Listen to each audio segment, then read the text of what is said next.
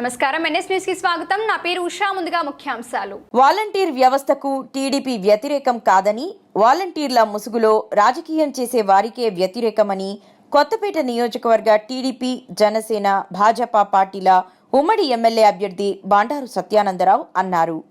లక్షల కోట్ల అప్పులు ఊబిలో రాష్ట్రాన్ని నెట్టేసిన జగన్ ప్రభుత్వం ప్రజలపై పెనుభారం మోపారని ఆరోపించారు. సినిమా టికెట్లు అమ్మడానికి కూడా రెవెన్యూ ఉద్యోగులు పెట్టుకున్నారు. వీఆర్ఓ అని పెట్టి సినిమా టికెట్లు అమ్మించింది ఈ చేతకాని ప్రభుత్వం. మద్యం షాపుల దగ్గర టీచర్లు పెట్టి మద్యం షాపుల దుకాణాల దగ్గర క్యూ లైన్లకి పిల్లలకి పాఠాలు చెప్పే ఉపాధ్యాయుల్ని ఆ రోజున ఉపయోగించుకోవడం జరిగింది.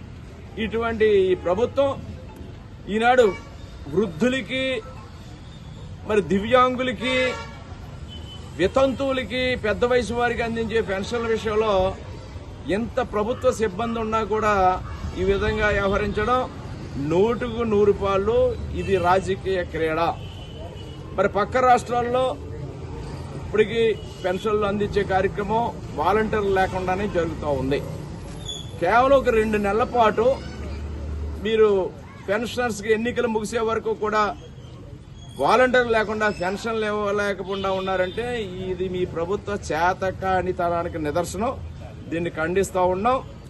తెలుగుదేశం పార్టీ పెన్షన్ ప్రభుత్వం వచ్చిన వెంటనే 4,000 రూపాయలకు పెంచి అందరికీ అందివ్వడం జరుగుతుంది. పెన్షన్ 4,000 రూపాయలు చేయడం జరుగుతుంది. ప్రభుత్వ అధికారంలోకి వచ్చిన వెంటనే ఒక్కొక్కరికి 4,000 రూపాయలు పెన్షన్ అందిస్తారు. అది కూడా వాలంటీర్లు ఏ విధంగా ఈనాడు అందిస్తూ ఉన్నారో ఆ వాలంటీర్ సిస్టమ్ ద్వారానే ఇంటింటికి కూడా పెన్షన్ పంపించడం జరుగుతుంది.